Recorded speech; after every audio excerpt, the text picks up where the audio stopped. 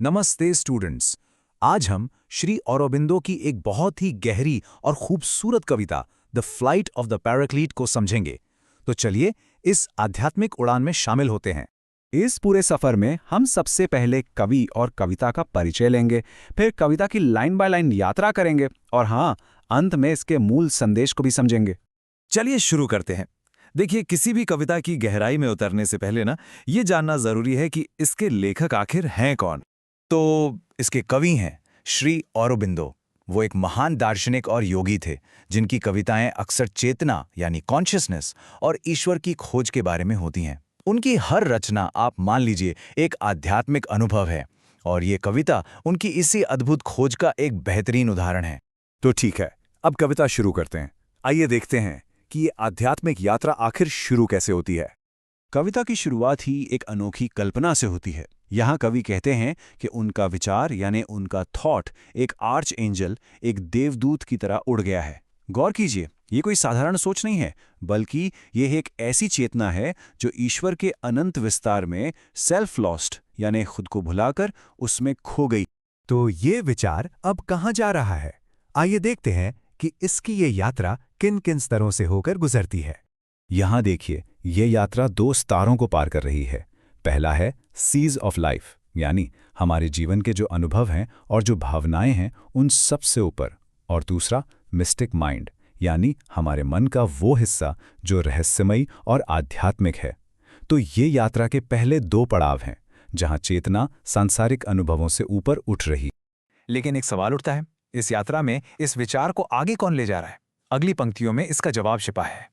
यहाँ कभी एक हिप्पोग्रिफ का वर्णन करते हैं। ये एक शक्तिशाली काल्पनिक जीव है जो इस विचार को समय और स्थान यानी स्पेस एंड टाइम इनकी सीमाओं से भी परे ले जा रहा है। तो ये हिप्पोग्रिफ है क्या? ये एक पौराणिक जीव है जिसका आधा शरीर ईगल का और आधा घोड़े का होता है। इस कविता में ये तीव्र आध्यात्मिक गति एक सुपरनैचुरल स्पीड का प्रतीक है। और ये हिपोग्रिफ एक एरेमाइट यानी एक एकांतवासी तपस्वी की तरह बिल्कुल अकेले बिना किसी सीमा के रास्तों पर जा रहा है।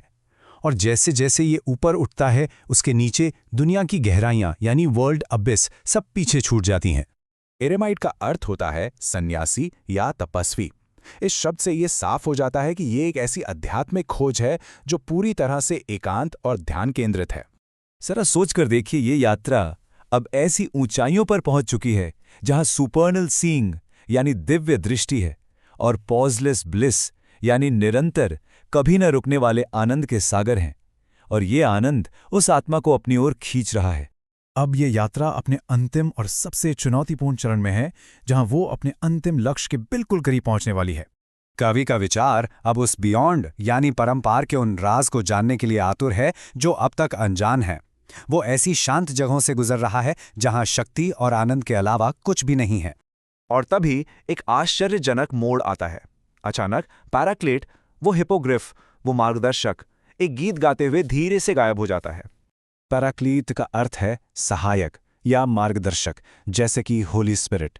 ये कविता का एक बहुत ही गहरा संदेश है कि अंतिम सत्य तक पहुंचने के लिए हर सहारे को, हर गाइड को पीछे छोड़ना पड़ता है, क्योंकि अब आत्मा को अकेले ही अंतिम सत्य का अनुभव करना।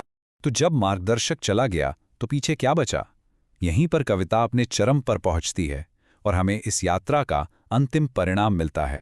ये कविता की अंतिम और सबसे शक्तिशाली पंक्ति है। सिर्फ सेल्फ यानी आत्मा बची। और कैसी है वो आत्मा? लोन यानी अकेली, लिमिटलेस यानी असीम, जिसकी कोई सीमा नहीं, न्यूड बिना किसी आवरण या पहचान के, और इम्यून दुनिया के हर दुख सुख से मुक्त। तो इस पूरी कविता का सार क्या है? आइए इस आध्यात्मिक उड़ान के पूरे सफर को कुछ आसान चरणों में समझते हैं। देखिए, ये आध्यात्मिक यात्रा 4 चरणों में पूरी होती है। पहला है एस्पिरेशन, यानी ईश्वर से मिलने की वो तीव्र इच्छा जहां से ये उड़ान शुरू हुई। दूसरा है प्योरिफिकेशन, जहां आत्मा सीज ऑफ लाइफ और मिस्टिक माइंड से परे होकर शुद्ध होती है। तीसरा है सरेंडर, जब मार्गदर्शक यानी पैराक्लीट गायब हो जाता है और आत्मा को आगे का सफर खुद तय करना पड़ता है। और अंतिम चरण है रियलाइजेशन, जहां आत्मा अपने वास्तविक असीम और मुक्त स्वरूप को पहचान लेती है। इस तरह ये कविता हमें इस एक गहरे सवाल के साथ छोड़ जाती है, आपके लिए सच्ची आध्यात्मिक स्वतंत्रता का क्या अर्थ है? ऐसे ही और कंटेंट के लिए सब्सक्राइब करें। Thank you.